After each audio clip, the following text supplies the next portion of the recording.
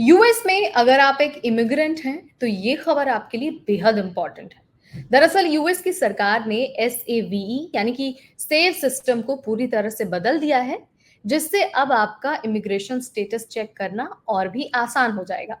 अब सवाल ये उठता है कि क्या ये बदलाव इमिग्रेंट्स के लिए मुसीबत बन सकता है? क्या आपको अपने वीजा या फिर स्टेटस को लेकर और भी सख्त नियमों का सामना करना पड़ेगा? चलिए आपको इस नए सिस्टम के बारे में बता देते हैं। ये भी बता देते हैं कि ये कैसे यूएस में रहने वाले लाखों इमिग्रेंट्स की जिंदगी बदल सकता है। नमस्कार, मेरा नाम है नेहा उपाध्याय और आप देख रहे हैं एनबीटी टेक एड। तो सबसे पहले तो हम यही जान लेते हैं कि आखिर ये SAVE यानी कि सेव सिस्टम है क्या। सेव का पूरा नाम है systematic alien verification for entitlements. ये एक ऑनलाइन प्लेटफॉर्म है जिसका इस्तेमाल यूएस की सरकारी एजेंसियां करती हैं ताकि ये सुनिश्चित किया जा सके कि जो लोग सरकारी सुविधाओं का लाभ उठा रहे हैं वो यूएस में लीगल तरीके से रह रहे हैं या फिर नहीं। इसका जो मेन पर्पस है वो ये है कि केवल कानूनी रूप से ही जो अप्रवासी है वो सरकारी सुविधाओं का, लाइसेंस का या फिर जो दूसरे लाभ है, जो दूसरे बेनिफिट्स हैं, उनका इस्तेमाल कर सके।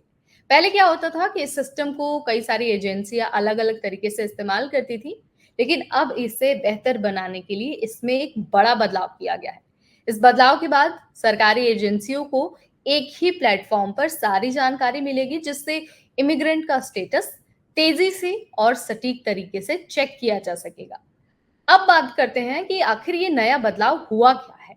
अब देखिए, सेव सिस्टम को अब एक नई दिशा से अपडेट किया गया है। सबसे पहले तो अब इस डेटाबेस से स्टेटस को चेक करने के लिए कोई भी फीस नहीं दी जाएगी, यानी कि ये पूरी तरह से फ्री होने वाला है।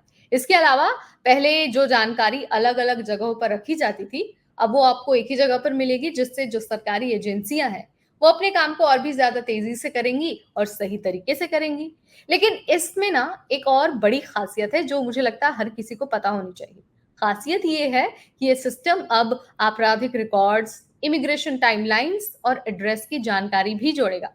इससे सरकार के लिए ये चेक करना और भी आसान हो जाएगा कि कोई व्यक्ति यूएस में कानूनी तरीके से रह रहा है या फिर नहीं।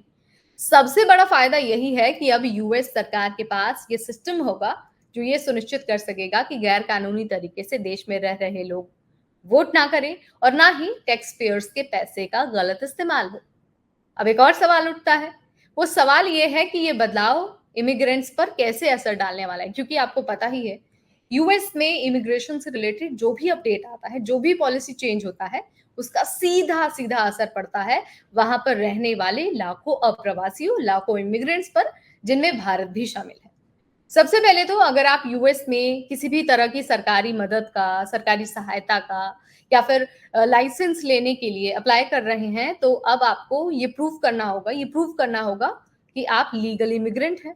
अगर आपका इमिग्रेशन स्टेटस सही नहीं है या फिर आपने अपना रिकॉर्ड अपडेट ही नहीं किया है, तो हो सकता है कि आपको मुश्किलों का सामना करना पड़ सके और हो सकता है कि स्क्रूटनी को और ज़्यादा स्ट्रिक्ट कर दिया जाए।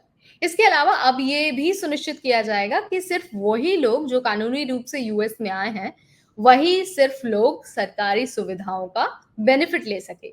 ये नया सिस्टम उन इमिग्रेंट्स के लिए परेशानी का कारण बन सकता है जिनके रिकॉर्ड गलत है या फिर जिनका जो कंडीशन है वो अपडेटेड है ही नहीं।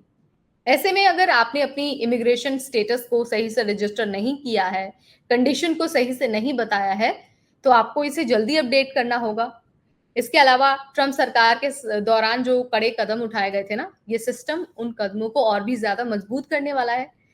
यहाँ तक कि इमिग्रेंट्स को भी चिंता हो सकती है कि जिनके पास पुराना क्रिमिनल रिकॉर्ड है, भले ही उन्होंने अपना रिकॉर्ड साफ करवा लिया हो, लेकिन उनसे भी सवाल जवाब भविष्य में किए जा सकते हैं। क्यों? क्योंकि अब जिनके पास पुराना क्रिमिनल रिकॉर्ड है, उनके लिए सुनिश्चित करना और भी जरूरी हो जाएगा कि उनका स्टेटस सही तरीके से अपडेट हो और उनका नाम किसी गलत लिस्ट में ना आ जाए।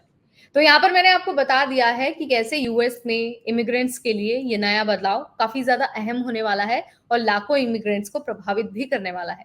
खास तौर पर उन इमिग्रेंट्स को जिन्होंने या तो अपना कंडीशन, अपना स्टेटस अपडेटेड नहीं किया है या फिर जो लोग इलीगल तरीके से यूएस में रह रहे हैं और सरकारी सुविधाओं का लाभ उठाते हैं। तो अगर आप यूएस में रहकर काम कर रहे हैं या फिर पढ़ाई कर रहे हैं, तो आई थिंक आपको ना अपनी इमिग्रेशन जो स्टेटस है उसको हमेशा अपडेटेड रखना होगा। आपको ये मेक श्योर करना होगा कि आप पीछे नहीं हैं और आप सरकार को समय पर सारी जानकारी देते हैं और खुद को भी अपडेटेड रखते हैं। वीडियो अगर आपको पसंद आया है और आपको लगा कि इससे आपके नॉलेज में इजाफा हुआ है, तो इसे लाइक और शेयर करना बिल्कुल ना भूलें।